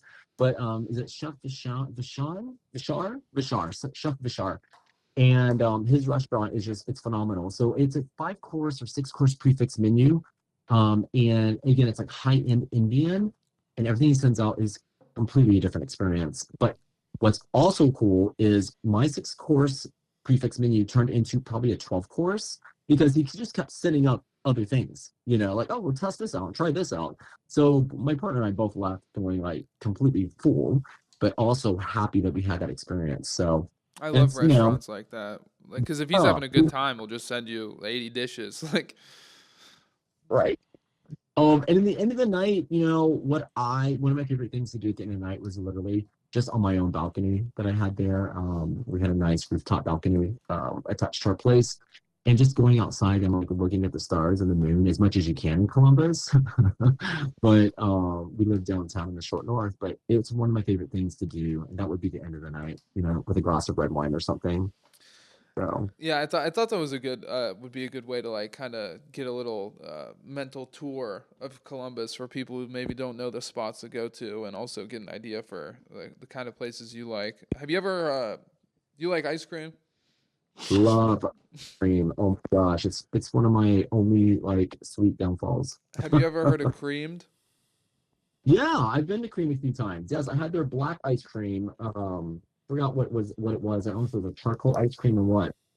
Yeah, I think they have something like that. And then they have the speakeasy in the back. I thought that place was pretty cool. I've never been to this meeting. What are you talking about? Oh That's yeah, new. so yeah, there's this. Then. I think it's in Columbus and Westerville, and I believe both of them have a speakeasy there. But I've only been to the one in Westerville, and so it's like that ice cream place in the front. They have really good ice cream, and then the one in Westerville, at least, they have this fake vending machine, and it's a door, but it looks like a Coca-Cola vending machine. You open it up, and there's like a '90s themed bar in the back. It's pretty cool. Sounds. I'm all about speakeasies. That's crazy. I didn't know about either of those two. I'm really pissed now that I didn't get to experience that. You have to check it out next time you come back, or when you're working on the project in Cincinnati. I'm excited to see that. But Yes. yeah, it's a cool place. I'm shocked. I thought you would know. Like, I wouldn't be able to surprise you with any place in Columbus, even though I have lived here all my life. But I feel like you listed a couple places I'll have to check out. So, but yeah, and then what is your favorite cocktail and favorite food? I know it's a Sure. hard question. I mean, mezcal is my go-to for anything in a cocktail. So, a mezcal old-fashioned is incredible. So I used to like Manhattan's and old-fashioned with bourbon, but then I learned about mezcal, and I switched it out with mezcal. Mezcal margaritas are amazing. I So love 'em. mezcal espresso martinis, Oh, my favorite. Minus the vodka, right? No vodka, just mezcal. So that's those are all like encompassing what I love. I like the savory more than a sweet. And then my favorite food, damn, like I have so many favorite foods right now because I can cook really well. It's very hard for me to really appreciate restaurants that are not like up to par, right? yeah. And there's a lot. I mean, my area, South Florida, has a lot of really good restaurants. But there are a few things that I like to cook myself, such as I love to grill Mm. a grass-fed ribeye with an encrusted in Celtic salt, and with either a brown butter or ghee. That's one of my favorite things to do. Serve it over mashed potatoes made with brown butter. I'm getting hungry right now. Yeah. Oh, let me me- And- too. And then some bullshit fried. I don't know what the side is. I don't know. But but the Um, mashed potatoes and the steak is all I need. That's one of my favorite things right now. But I cook really good Thai food, and I also love Mexican food, and I can cook some dishes that are Mexican as well. Those are kind of my go-tos whenever I'm cooking at I home. think Mexican food is like one of those things you can't go wrong with. It's just such a variety. Exactly. Yeah, and there's you so can many mix- options, there's and then you got Tex-Mex and just like Right. all of the crazy stuff that they make. That's like they say it's Mexican, but it's like you would never find this in Mexico. But it's like No. some crazy American Americanized dish or whatever. But yeah, Mexican food and Italian food is definitely my favorite. But that I feel kind of Oh. basic Those are saying my that, top but it's two. just true. Yeah. This kind of came to mind with like back to cocktails and drinks. How do you feel on, or what is your take on like smoky drinks? Have you ever had? I mean, smoky. Oh, you mean like the Like- ones that have smoke in it? yeah, or that- like a smoky taste, or like Well, So mezcal mezcal's can be smoky. Yeah, all mezcal smoky. That's how it's done. So mezcal is made from the same plant as tequila, agave, but they process it differently. They have to cut the agave and bury it and put charcoal in with it, right? So it's burning the agave. Ah, okay. And then they extract everything out. Listen, I went to Mexico and did a whole mezcal. Oh, I And, went to some place where they like do it all, and then they have like a whole tasting, and then you can buy all types of tequilas and mezcal. It was amazing. But the smoky, it became a trend to do like a smoky Manhattan, which meant they, with bourbon, and they would serve it with smoke machine, right? Yeah. In a glass or in a bell jar. And what I would say though is they need to let the smoke linger inside for a little bit, like Okay. 5. If you're just gonna smoke the glass, like I used to do this at home, I would have a cedar plank and I would light the cedar plank on fire and put it out and put the glass over it for like 5 minutes, so all that smokiness goes onto the glass, and then I made my cocktail. That and an orange peel just goes great together. It's pretty crazy. They had like a bunch of stands in Polaris, but people like weren't properly trained on how to prepare it. So these kids would be getting like this like smoky frozen Skittles, and then they would eat them and get like chemical burns on their tongue, and they had like stop doing it. Well, because they were instantly like putting it in their mouth. Yeah, right you're after supposed the- to wait, yeah. but if you give candy to a 5-year-old, they're not gonna wait. Right? No, they want the candy. Was it made with nitrogen oxide? Yeah, Yeah. something like that. Just freezes it right away. Yeah, but then you're right. They probably put it in their mouth right away, and they probably burnt themselves. That's really cold. Yeah. Yeah, so they had this like it was like a trend for like a month, and then it like stopped completely. It just made me think of I that. just thinking of had- smoky drinks, but My bad. I didn't mean to cut you off. no, you're good. I just figured we're probably out of our 15 minutes. Oh, yeah, we probably are too. So. I gotta go here in a second. But is Yeah, there another question. anything that you want to let the viewers know that you have coming up, or anywhere they should check you out at? Yeah, I mean, most definitely go to my YouTube channel, The Authentic Model. If you like that, it's a double entendre there. There you go. Yeah. And please subscribe and watch the videos. Like I said, this first series is really just me talking for about 10 minutes about authenticity for seven episodes. And then I'm going to go into interviews. I'm just kind of building the foundation, right? And we all have to start somewhere. But, what I need more subscribers. I need more viewers. And I'd appreciate as many as I can get. But I also want that message to get out. I really do. I think some people can really use that message of how can you be more authentic? So that's what I would say. On Instagram, if you want to follow me and my page, it's again The Authentic Model. And on TikTok, it is the .authentic.model because someone already has that damn name. Surprisingly. Trust me, I want to make ours Scheuneman so bad, but somebody has Scheuneman.com and Scheuneman on Instagram, so we have to be Scheuneman brand. It's actually just Scheuneman, by the way. Yeah. But yeah, I highly recommend going to check out Thomas's YouTube channel, The Authentic Model. I really enjoy the content. I learned a few things listening to it over the past week. So everybody watching now, please go subscribe and hit the notification bell, all that good stuff. Leave a nice comment. And we'll make sure that information is in the description of this video so people can easily find you, and they'll have a link to get to it. And I really, really appreciate you coming on to talk with us. I had a great time. Hopefully maybe we can do this another time sometime. In person in the future, maybe that would be cool. Yeah, that'd be great. Oh. So it was great talking to you, and I hope you have a good one, and Appreciate everything. Yep, thank you for coming on. enjoy Yeah. the sun in Florida for me. Yeah. Yeah, this is a great conversation. Thank you so much for having me. Oh, thanks for coming. Have a good one. Thanks, guys. Bye. Bye. Why'd the camera die? Dude, Oh my God, The holy audio went out fuck. twice. Guys, what happened with this episode? I tried what it so earlier. My phone started going off. What? There's a button right here on my watch. phone went off? That looks like turning my shit on vibrate. Does it not? Yeah. Yeah, it's not. If I hit that button on my watch, my phone starts. Bro. Yeah, bro. I had no fucking idea. So All that's the my vapes bad. died. That's what that was. I need a C charger so bad. Dude. Fucking- Everything's dead. We didn't get to the drinks. I was thirsty as a mofo. Dude, I mean, My ice turned into water. I drank the water. It was good. I thought the episode was great, but No, it's the just- episode it's was freaking crazy that, like, amazing. Solid. the episodes that I'm trying to like be grown up and professional and not talk about crazy shit. Juice face tells it all right now. That's all I could say right I now. was just like, why is the camera dead? Why is it out of Everything went memory? wrong 6 times. And then I think we went with it pretty well. And then also, and I do like to have this little recap at the end, but like I think it was at one point the camera ran out of space and Thomas was in the middle of saying something, and I was like, "Fuck, am I gonna have enough time to go and fix that?" And like, what am I gonna miss, Dude? And then I ran really quick to go and to delete some stuff, and then I had to scroll through our whole photo shoot. So I'm scrolling through all these pictures. I'm like, fuck. And then I hear you guys start talking. I'm like, shit, I just missed the whole answer. Yeah, bro, you was the whole. And I tried my best to dive back in. Bro, I but couldn't even hear anything, and I'm like, I hear him talk about scamming, and I'm like, okay, Apple thing just clicked in. Oh my God. Yeah, we pivoted the conversation super hard. Okay, I was gonna say because Big pivot.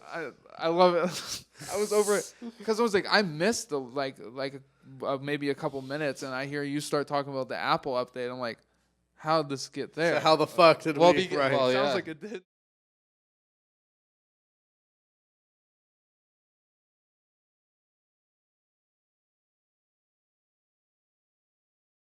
Everybody, like every scummy person in the world, was like, "Oh, I'm about to meet Obama and take his money" or something. Like Right. people were talking about being wild with that. So, are you? No, I think I know what you're talking about. Are you sure you're not talking about the loan service that they've had about buy now, pay later? Oh, they canceled the buy now, pay later for sure. Oh, Yeah, then it must yeah, be yeah. that. You might be thinking about that because It was quick, and then we. I changed read it, about like, that yesterday. I saw it today. Fucking. We've only. I gotta go here in the very near future. Yeah, oh no, we're gonna be ending it here shortly. But I wanted to pick your brain. What did you think of the first draft of the music video? I thought that was really cool, but I'm also kind of pissed because you never fucking tell me when you're doing these things because I want to give me something to direct. Well, this has been I'm working on this for like 4 months. You know what I mean? We've had the whole thing shot. I've just needed to like get together and fucking When are we put the gonna whole thing together. When are we gonna Wicked. direct some shit together? Soon. I'll co-direct, Soon, ideally, would be fucking. You haven't seen this yet. Here. But no, You showed me with him, that music video is really or sick. did you finish it?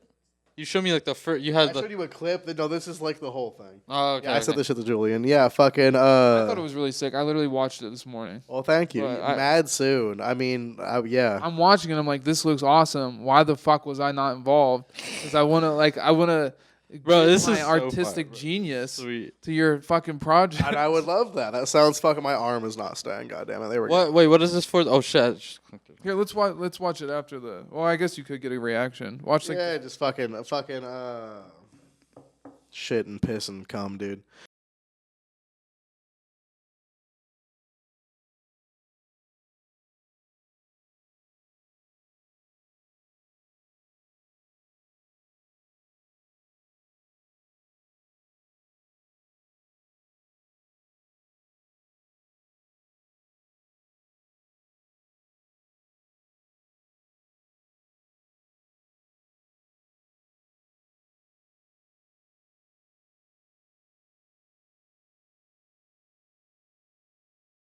Yeah, we'll do that. But yeah, dude, it looks great. I liked it. I'm excited Alright, for so the next time that we I can know- record a video together. I've never We're edited a gonna video. try one of before, so those. it's my You first had this time, one, like, with Jew? music Who video. filmed it? Oh, my homie's little brother. Shout out Caleb. Okay. Right now I'm gonna try. We're so low on time and everything, but I really wanted to try at least one of these. You want to hear a funny story about that? What? I saw it yesterday and I picked it up and tried it yesterday. Oh, you. my fucker. ass. I like it. See, you tried that one? no. And Okay, I then we're but trying this one then. I think this is just pretty much something that's They been had like released 4 before. different ones. They had the blue, red, white, and one more. I think. I know it's just red, white, and blue, but I think they had another one that was like Something extra. about drinking a white liquid just rubs me the wrong I think way. it is just 3. I'm just wrong. But All right. the weird thing about the blue one, Yeah. is that it's like what is it, like a berry pineapple kind of thing? Something like that. It's a It's different. it's a pineapple berry. This And one's I Star like- Spangled Splash. I don't typically like pineapple flavored shit, but I do really like this. This one's good. Did you pour it in mine? Yes. It's good. Had it. No, this is what is it?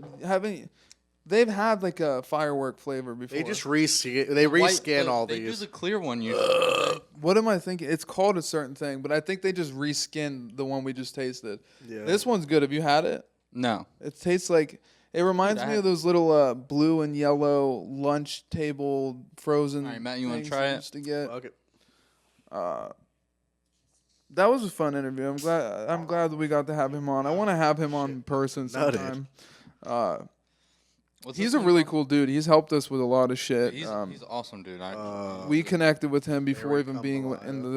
in the fashion council, and met up with him and talked for It's a not couple empty. hours. That is not empty. He's just he's a huge help to the fashion industry as a whole, but also in like Columbus and soon to be Cincinnati, Florida. It's just really cool what he's doing, and people need to go check out the content he's making. It's Tropical Skittles. Toned down blue Thought-provoking. Baja Blast. Yeah, it's like watered down Baja, but it's blue. It tastes pretty good though. I could see where he's coming from with the watered down Baja, but I think it tastes like the purple Skittles. Or Matt's just a critic. Yeah, just a hater, just a born hater. But The funny thing is, it's a darker color than it would be if it was watered down too. all Wu-Tang right, forever. this has been a fun episode. Love you. Ciao. Check out the fuck off, bro. I'll end this episode when I want to, bro. Pull your dick out. Ciao. We're Marquise, in what's it your now, favorite bitch. fragrance? What's best fragrance for men? Best fragrance for men. What do you have on right now? You fuck? Kenneth Cole. He's nothing to me. He's nothing but a peon. I gotta pee. I have a collection of Kenneth Cole right now. Have you ever gotten cologne in your urethra? Dude, that's where I get it from. That's how I smell so fucking good. I think this needs to be cut. We need to put this into next week's episode. See, we should have ended it now. And Matt's fucking leaving. We gotta fucking fuck. The Stone Collection out now. Check it Foundation out Collection 2. on ScheunemanBrand.com. You can find the link to the website and our Instagram in the description of the episode. Please Thank you for watching. put something in the comments. Let us know what you want us to talk about. We can always get crazy on here, you know. Like, comment, and subscribe. And Jeremy Fragrance, I will bring you fucking down. Oh, what's your favorite? What's the best? Euros de Flame by Versace. Yours the flame. He's brought it up on his Instagram before. Oh, do the little hand gesture too, motherfucker. Okay. All right, about to do a rail. Peace. Love you. Ciao.